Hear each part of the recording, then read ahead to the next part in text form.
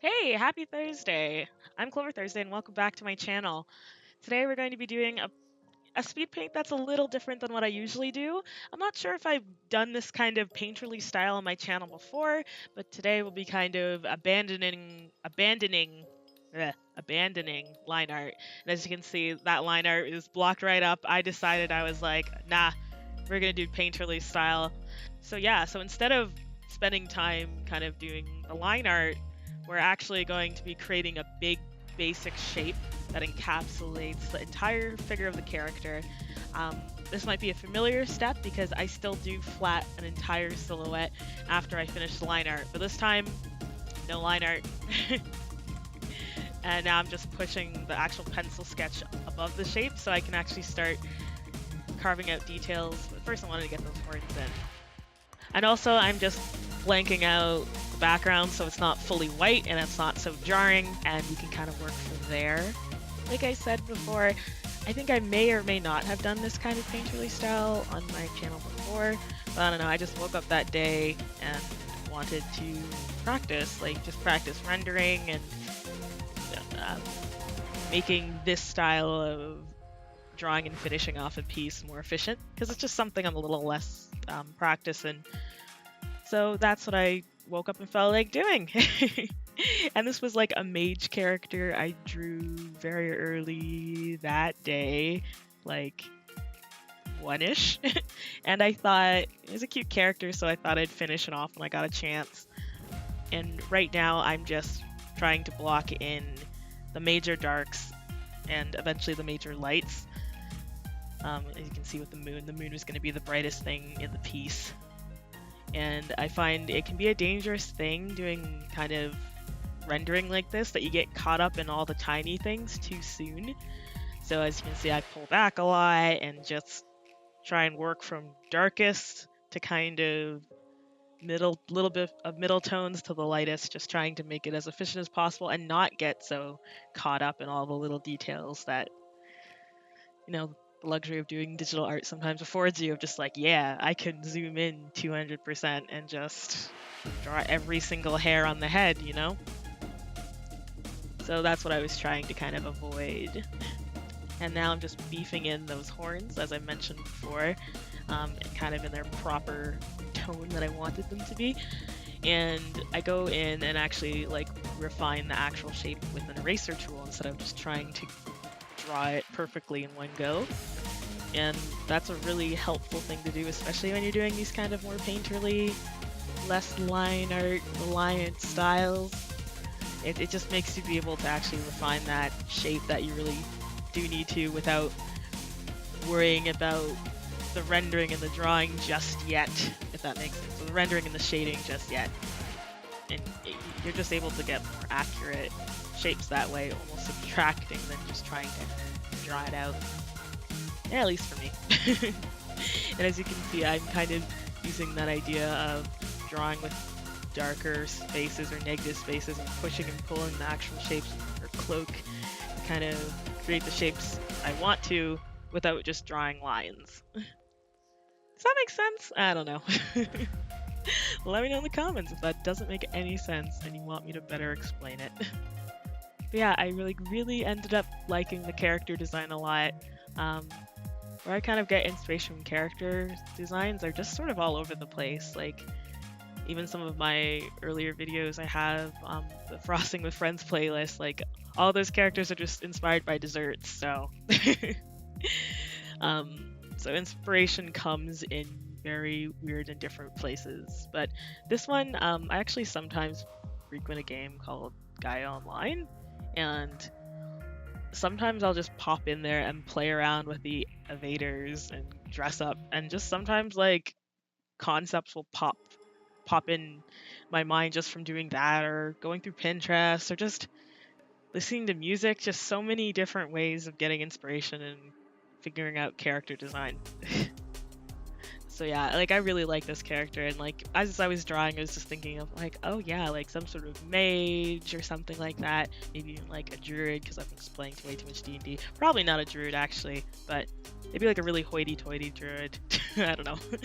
But definitely I feel like it might be just like, this isn't a commission or anything, or anyone's D&D character or anything. This is just my own machinations. But maybe in my next campaign or something, I might use this character for something because I just really enjoyed her. And yes, I've outed myself. I play D&D and do text-based role-playing because I am a big dork, but you probably figured that out many, many videos ago. But really, in this game of life, aren't we all just playing a role? I'm sorry, that was stupid. But also, if you haven't noticed, this is going to be a very grayscale video until like the last like quarter of the video, maybe even less, because as I mentioned before, I do things in grayscale. Woo! But grace, like, especially for stuff like this, like grayscale is like so important, or even at least being really monochromatic about it is so important, because as I have said in I don't even know how many videos now, my brain explodes when I have to think in tone and value and color. So just to keep my sanity, keep things clean, and keep things efficient and rolling, I will do a piece almost entirely in grayscale before, and make sure all the values kind of make sense and it works before I start putting on color. And I think what I'm trying to learn is how to put even more color on things after this like grayscale part. Like I find I almost like I kind of really like it without the color, so at least this one I actually did quite like without the color. So I didn't put much of it, but you will see that later. And I have not ignored those hands yet. I'm just eventually getting to them. I was quite proud of myself, at least in the sketch phase. I resolved the hands before going into the final piece, I guess.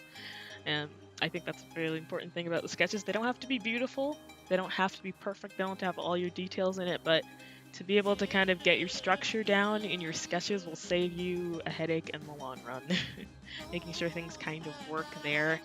And so while you're doing the final drawing, your kind of little errors or little misjudgments or little mistakes don't just begin to pile up, and then, you know, you're like 6 hours into a thing and you're like, oh, this hand is not right, or it's been taking me 3 times as long to draw this hand because I'm essentially redrawing it in my final. So, you know, that's a nice best practice. And I'm gonna apologize because I had accidentally hit like full screen mode on my Photoshop, so I didn't realize that you guys, like the screen recorder didn't pick up like all my sidebars and my layers and stuff. Unless you like that look, I don't know, let me know. But yeah, I'll talk about sort of what's happening more behind the scenes, especially when it comes to the actual coloring, because I do use sort of blending modes to put color on top of values I've already put down. And oh my god, this character has huge eyes.